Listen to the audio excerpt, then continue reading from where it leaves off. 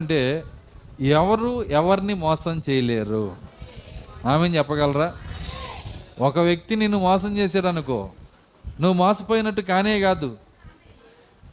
సంఘములోనే చేశాడు అనుకో, అది కూడా నువ్వు మోసపోయినట్టు కాదు. ఎలా చెబుతారు పాస్టర్ గారు? ఇక్కడ నిన్ను మోసం చేయొచ్చు, నిన్ను మోసం చేసి ఏదో అతను సంపాదించుకోవచ్చు.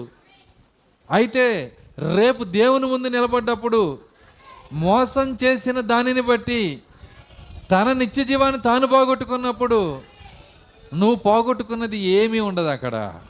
ఎందుకంటే సర్వ సమృద్ధి దేవుడు నీకు ఇస్తాడు. దేవుని స్తోత్రం, హల్లెలూయా. ఇప్పుడు మోసపోయింది ఎవరు? నరకంలో పడింది ఎవరు? చూడండి, ఎవరు మోసం చేశారో వాళ్ళే వెళ్ళిపోతారు. కాబట్టి ఎవరిని మోసం చేయలేరు. ఎవరైనా మోసం చేస్తుంటే దాని అర్థం ఏంటంటే వాళ్ళే మోసం చేసుకుంటున్నారు. వాళ్ళే మోసం చేసుకుంటున్నారు. కాబట్టి ఎవరిని మోసం చేయలేరు. అందుకే బైబిల్లో మాట రాస్తుంది, మోసపోకుడి దేవుడు వెక్కిరింపబడడు. మోసపోకుడి దేవుడు, మనుష్యుడు ఏది విత్తునో అదే కోయును. మీరు చట్టం చూడండి, మీరు భూమిలో ఏమి విత్తుతున్నారో దాన్ని కోసుకుంటారా లేదా?